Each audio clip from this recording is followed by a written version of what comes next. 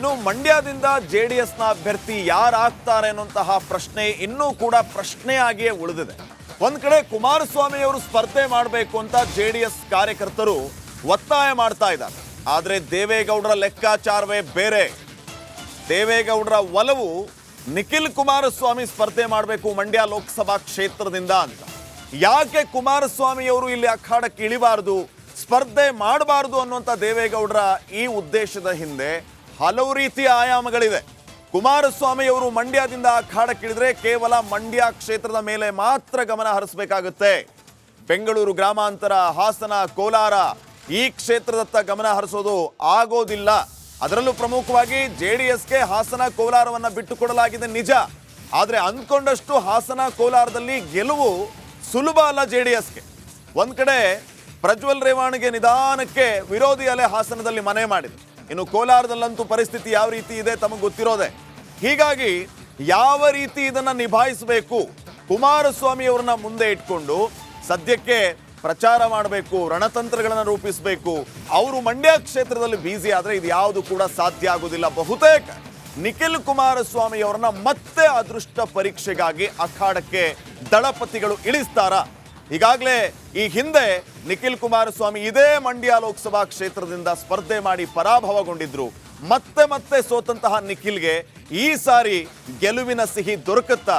ಆ ನಿಟ್ಟಿನಲ್ಲಿ ಯಾವ ರೀತಿಯ ರಣತಂತ್ರಗಳನ್ನ ದಳಪತಿಗಳು ರೂಪಿಸ್ತಾರೆ ಅನ್ನೋದು ಸದ್ಯಕ್ಕಿನ ಪ್ರಶ್ನೆ ಆಗಿದೆ.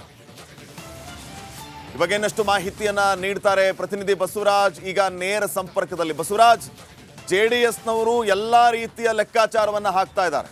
ಹೇಗಾದ್ರೂ ಮಾಡಿ ನಿಖಿಲ್ನ ಪಾರ್ಲಿಮೆಂಟ್ಗೆ ಕಳಿಸಲೇಬೇಕು ಅನ್ನುವಂಥದ್ದು ದಳಪತಿಗಳ ಲೆಕ್ಕಾಚಾರ. ಆದರೆ ಸೋತಿರುವಂತಹ ನಿಖಿಲ್ ಮತ್ತೆ ತಮ್ಮ ಚಾರ್ ಮೂಲಕ ಮಂಡ್ಯದಲ್ಲಿ ಗೆದ್ದು ಬರ್ತಾರಾ ಅನ್ನುವಂಥ ಕನ್ಫ್ಯೂಷನ್ ಅಲ್ಲಿನ ಜೆಡಿಎಸ್ನ ಕಾರ್ಯಕರ್ತರಿಗೆ. ಇದನ್ನು ಯಾವ ರೀತಿ ನಿಭಾಯಿಸ್ತಾರೆ, ಯಾವ್ದು ಸವಾಲಾಗಿದೆ ಅಸಲಿಗೆ ದಳಪತಿಗಳಿಗೆ ಈಗ?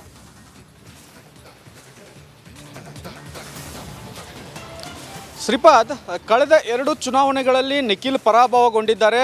ಈಗ ಮತ್ತೆ ಸೀರಿಯಸ್ ಆಗಿ ರಾಜಕಾರಣಿ ಆಗೋಕ್ಕೆ ನಿಖಿಲ್ ಒಂದಷ್ಟು ಪ್ರಯತ್ನವನ್ನು ಮಾಡ್ತಾ ಇದ್ದಾರೆ.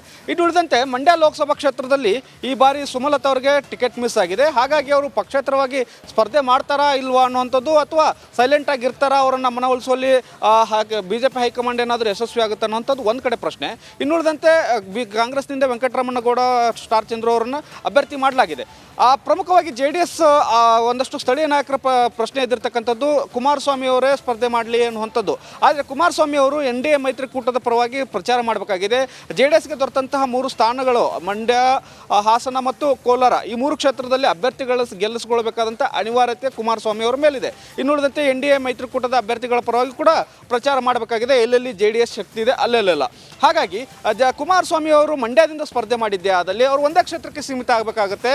ಹಾಗಾಗಿ ನಿಖಿಲ್ ಕುಮಾರಸ್ವಾಮಿ ಅವರನ್ನ ಇಳಿಸೋಣ ಅನ್ನುವಂಥ ಒಂದಷ್ಟು ಮಹತ್ವಾಕಾಂಕ್ಷೆಯನ್ನು ದೇವೇಗೌಡರು ಹೊಂದಿದ್ದಾರೆ. ಈಗಾಗಲೇ 2 ಚುನಾವಣೆ ಸೋತಿದ್ದಾರೆ ಮತ್ತು ರಾಜಕೀಯ ಅನುಭವ ಕೂಡ ಬಂದಿದೆ. ಮತ್ತು ಈಗ ಮಂಡ್ಯದಲ್ಲಿ ಅಂತಹ ಫೈಟ್ ಇಲ್ಲ, ಕಳೆದ ಬಾರಿ ಇದ್ದಂತಹ ಒಂದು ಫೈಟ್ ಇಲ್ಲ. ಹಾಗಾಗಿ ಸುಮಲತಾ ಅವರು ಕೂಡ ಒಂದು ವೇಳೆ ಸೈಲೆಂಟ್ ಆಗಿದ್ದೇ ಆದಲ್ಲಿ ಜೆಡಿಎಸ್ಗೆ ಒಂದಷ್ಟು ಗೆಲುವಿನ ವಾತಾವರಣ ಸಹಜವಾಗಿ ಆಗುತ್ತೆ. ಆ ವಾತಾವರಣವನ್ನು ಬೆಳೆಸ್ಕೊಂಡು ನಿಖಿಲ್ ಕುಮಾರಸ್ವಾಮಿ ಅವರನ್ನು ಕೂಡ ಪಾರ್ಲಿಮೆಂಟ್ಗೆ ಕಳಿಸಬಹುದು ಅನ್ನುವಂಥ ಲೆಕ್ಕಾಚಾರ ಜೆಡಿಎಸ್ ಪಕ್ಷದಲ್ಲಿ ಇದ್ದ ಹಾಗೆ ಕಾಣಿಸ್ತಾ ಇದೆ. ಆ ನಿಟ್ಟಿನಲ್ಲಿ ಒಂದಷ್ಟು ಪ್ರಯತ್ನಗಳು ನಡೀತಾ ಇದ್ದಾವೆ. ಇವತ್ತು ಮಂಡ್ಯ ಭಾಗದ ಕೆಲ ಮುಖಂಡರು ಕುಮಾರಸ್ವಾಮಿ ಅವರನ್ನು ಭೇಟಿ ಮಾಡೋರಿದ್ದಾರೆ, ಬಳಿಕ ದೇವೇಗೌಡರವ್ರನ್ನು ಭೇಟಿ ಮಾಡಿದ್ದಾರೆ. ಈ ಒಂದು ಭೇಟಿ ಸಂದರ್ಭದಲ್ಲಿ ಯಾರು ಸ್ಪರ್ಧೆ ಮಾಡಬೇಕು ಮಂಡ್ಯ ಕ್ಷೇತ್ರದಿಂದ ಅನ್ನುವಂಥದ್ದು ಅಂತಿಮವಾಗಿ ನಿರ್ಣಯ ಆಗಲಿದೆ. ಶ್ರೀಪಾದ, ಸಾಕಷ್ಟು ಚರ್ಚೆ ಆದ ಬಳಿಕ ಒಂದು ಒಮ್ಮತದ ನಿರ್ಧಾರಕ್ಕೆ ಜೆಡಿಎಸ್ ನಾಯಕರು ಬರೋರಿದ್ದಾರೆ. ಶ್ರೀಪಾದ್, ಥ್ಯಾಂಕ್ ಯು ಬಸವರಾಜ್ ಮಾಹಿತಿಗಾಗಿ.